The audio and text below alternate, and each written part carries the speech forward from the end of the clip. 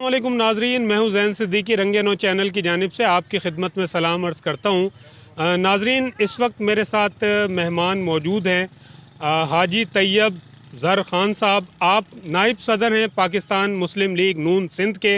इनसे हम गुफ्तगू करेंगे।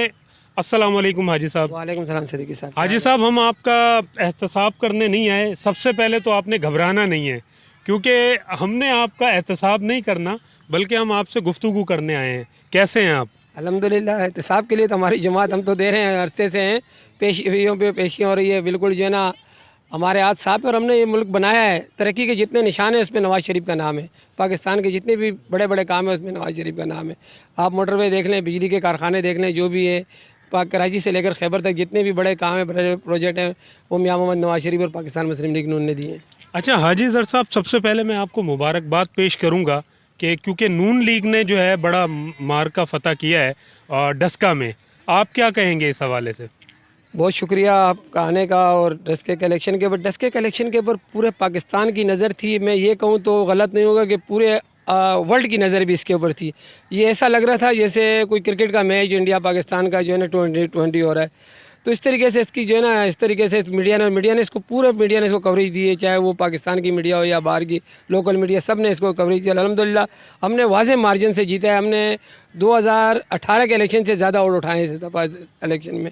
तो ये इलेक्शन ऐसा था कि हमारे से हम ये कहते थे कि 2018 का इलेक्शन हमारा चोरी हुआ है, हमारा हाईजेक हुआ है। वो आज वो बात डस्के ने साबित की। आज जो मुनसिफाना गैर जानिबदाराना इलेक्शन हुआ, और जो इससे पहले ज़िमनी इलेक्शन में जो इन्होंने पहरा दिया मुस्लिम लीग के नून के कारकुनों ने, इसने ये साबित किया कि हकीकी जीत हुई है और जमहूरियत की जीत हुई है और पाकिस्तान के अवाम की जीत हुई है। ये बिल्कुल जो है ना मुनसिफाना बेहतरीन इलेक्शन था। अगर इस तरह इलेक्शन होगा तो इंशाअल्लाह ताला पाकिस्तान मुस्लिम लीग नून जीतेगी। 2018 का इलेक्शन जो चोरी हुआ है, इस इलेक्शन ने उसमें मोहर लगा दी कि वाकई में वो इलेक्शन चोरी। अच्छा हाजी साहब, वो तो इल्ज़ाम लगाते हैं ना पीटीआई वाले, क्या आप लोगों ने जो है इसमें धांधली की और जितने भी मामलात थे और जितने भी उसमें जो मामलात हुए उसमें ये आप पर इल्ज़ाम लगाते हैं? देखो ना भाई, हमारी ना वहाँ पर सूबाई गवर्नमेंट थी, ना हमारी वहाँ पर वफाकी गवर्नमेंट थी। हमारा एमएनए एमपीए कोई भी वहाँ पर उसका दाखिला मना था, कोई हम लोग वहाँ नहीं गए। तो हमारे पास तो कुछ भी नहीं था, हम तो नेते लोग थे, खाली हाथ थे। उनके पास सूबाई गवर्नमेंट भी थी, वफाकी गवर्नमेंट भी थी। पिछले 3 साल से वो लोग पाकिस्तान पे हुकूमत कर रहे हैं। सूबाई पंजाब में भी कर रहे हैं और मरकज़ में भी कर रहे हैं। तो मतलब उनके, लेकिन उन्होंने जो महंगाई की है, जो महंगाई का सैलाब आया है, उन्होंने जो चीनी चोरी की है, जो आटा गायब हुआ है मार्केट से और जो महंगा हो गया, जो डॉलर कहाँ से कहाँ चले गए। हम आए थे ना, हम जब थे तो 55 रुपये किलो चीनी थी जब हमने इक़्तिदार संभाला था 2013 में। मियां मोहम्मद नवाज शरीफ वज़ीर आज़म बने थे पाकिस्तान। हमने हुकूमत चलाते चलाते जब हम 2018 में छोड़ के गए ना, तो 2 रुपये चीनी कम छोड़ के गए। हमने 53 पे छोड़े, 55 पे लिए थे और 53 पे छोड़ के गए। फिर चीनी ये जो 2000 ये जो 55 रुपये पहुँची थी ना, ये एकदम नहीं पहुँची थी 3 साल में भाई। ये धीरे धीरे पहुँची थी। ये 72 सालों में पहुँची थी। ये लोग तो भाई अभी 3 सालों के अंदर चीनी जो है ना 110 और 120 रुपये पे आज नज़र आ रही है। अच्छा, आप क्या समझते हैं इसमें किसका कसूर है? गवर्नमेंट तो कह रही है कि हम महंगाई पर काबू पा रहे हैं और मुसलसल वज़ीर आज़म साहब जो है एतमाद देने की कोशिश कर रहे हैं आवाम को। देखो, रिलीफ देना तो हुकूमत का काम है ना, वो कसूर भी उन्हीं का है, वो संभाले। वो मिनिस्टर चेंज करते हैं, तस्वीर इधर, ये कुर्सी अगर उधर आ जाए, ये कुर्सी इधर आ जाए, इससे फ़र्क नहीं पड़ता है। असल में जो है ना, इनका कप्तान कमज़ोर है। ये असल बात कप्तान के ऊपर है। कप्तान हट नहीं रहा है और ये सीटें पे सीटें बदली कर रहे हैं, जिससे नहीं टीम कप्तान लेके चलते हैं। हाजी साहब, उनके लोग तो कह रहे हैं ना कि हमारे कप्तान तो मजबूत हैं अपनी जगह। यार कप्तान अगर मजबूत होते तो चीनी इस तरीके से चोरी नहीं होती, आटा गायब नहीं होता। डॉलर की कीमत कहाँ चली गई है, मुल्क में फिर अंधेरे आ रहे हैं, गर्मी है, बिजली का बिल कहाँ चला गया, गैस के बिल कहाँ चले गए, आपके यूटिलिटी लोग संभाल लें। लोग बेरोज़गार हो रहे हैं। इन्होंने नारा लगाया था कि हम नौकरियाँ देंगे, हैं, करोड़ों में नौकरी की बात की थी, लाखों में भी नहीं की थी। अब तो नौकरियाँ, लोग बेरोज़गार हो गए भाई, लोग बेरोज़गार हो गए, लोग बेघर हो गए। लोगों के घर कराची में टूटे हैं, सिर्फ कराची में नहीं टूटे हैं, कराची से लेकर खैबर तक जो है ना लोग घर टूटे हैं, ये घर देने की। ये हर बात पे यू टर्न, हर बात इनका झूठा हुआ है। इनकी हुकूमत एक झूठ पे कायम थी और झूठ का नहीं चलता, लंबी कहानी नहीं चलती। 3 साल में ये लोग बिल्कुल पंचर हो गए, कौम को इनके असल चेहरा नजर आ गया। लेकिन हाजी साहब, उम्मीद तो रखी जा सकती है ना, अभी 3 साल बाकी हैं हुकूमत के। देखो ना, आदमी का शुरू से इन्होंने एक बात कहता है कि हम 100 साल में अपनी कारकर्दगी 100 दिनों में अपनी कारकर्दगी दिखा देंगे। तो इनकी कारकर्दगी 100 दिनों के आज 3 साल हो गए। तो ये कोई किसी भी काम में अच्छे की तरफ नहीं जा रहे हैं, कोई तरक्की की तरफ नहीं जा रहे हैं, कारखाने बंद हो रहे हैं, लोग रोज़गार नहीं है इनका, इनके पास कोई प्रोग्राम ही नहीं है, तो हम किस बात पे इनसे तवक्को रखें। इनके पास प्रोग्राम ही नहीं है, एक मिनिस्टर बदली करते हैं, दूसरा मिनिस्टर इससे चेंज नहीं होगा, तो बेहतर की तो इनसे कोई उम्मीद नहीं है। और बिल ना बिजली के ही बढ़ रहे हैं, गैस के ही बढ़ रहे हैं, कहीं से भी इनको संभाला नहीं हो रहा है। अच्छा, डस्का में जो है पीटीआई ये कहती थी कि हमारी जीत होगी और बहुत दावे किए जा रहे थे।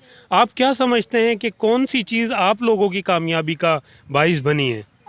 असल में बात तो ये थी ना कि शुरू से इनका मैंडेट जाली था, पहली बात। बाकी जो इनको ये जिस तरीके से भी इनको हुकूमत दी गई, गलत तरीके से दी गई, जैसी भी इनको हुकूमत दी, लेकिन इनसे लोगों ने, इन्होंने जो वादे किए थे, कहीं भी ये लोग अपने वादों पे पूरे नहीं उतरे। और ये एक कमज़ोर, पाकिस्तान की सबसे कमज़ोर हुकूमत है, सबसे नाइल हुकूमत है, और बिल्कुल जो है ना सेलेक्ट हुकूमत कोई काम सर, आप लोग भी तो मुत्तहिद नहीं हो पा रहे हैं ना। अभी देखें पीडीएम बना तो उसका क्या हशर हुआ है? असल बात ये, पीडीएम एक इलेक्शन का लिए एहतियात नहीं है, ये एक सियासी एहतियात है, सियासी एहतियात बना। और ये ऊंच नीच आती रहती है, लेकिन ऐसी बात नहीं है कि पीडीएम का जो टारगेट है वो टारगेट वो हासिल करेगी इंशाअल्लाह ताला। आपने देखा आप मतलब है पूरे एतमाद हैं इस हवाले से कि ये जो है दोबारा से क्या बहाल होगा सिलसिला? कल डस्के के इलेक्शन में ये नज़र आया कि पीडीएम की जितनी भी जमातें थी वो पाकिस्तान मुस्लिम लीग नून के साथ खड़ी थी कल के इलेक्शन में। तो जिस तरीके से यही होता है, एहतियात का यही नज़र आना चाहिए कि मुश्किल वक्त में साथ हो, तो कल हमारे एहतियाती हमारे साथ नज़र आए डस्का में।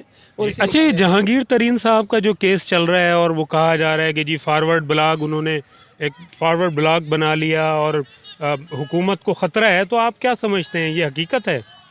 ये तो पीटीआई का लोकल मसला है, लेकिन बात यह है कि जो जहांगीर तरीन साहब है ना, ये वो साहब थे जिन्होंने अपने जो लोगों को मतलब जो है ना जहाज़ में भर भर के पीटीआई में लेकर आए थे। मोहसिन थे पीटीआई के, और पीटीआई के मोहसिन थे। तो अब पीटीआई को इसका जवाब देना चाहिए कि जहांगीर तरीन इनसे क्यों नाराज़ हैं, और अगर जहांगीर तरीन का एहतसाब है तो इस तरीके से एहतसाब होना चाहिए जैसे अपोजिशन का एहतसाब हो रहा है। तो कौम की नज़रें इसके ऊपर है कि कहाँ तक बात जाएगी, अब तो शुरू हुई ये बात। और अगर फॉरवर्ड ब्लॉक बनता है तो ये पीटीआई का अपना आपस का मसला है, इस पर हम लोग बात नहीं करते हैं, अंदरूनी उनका मसला है। हम अपने गेम पे नज़र है हमारी कि हमने कौन से कार्ड किस वक्त कहाँ पे खेलना है।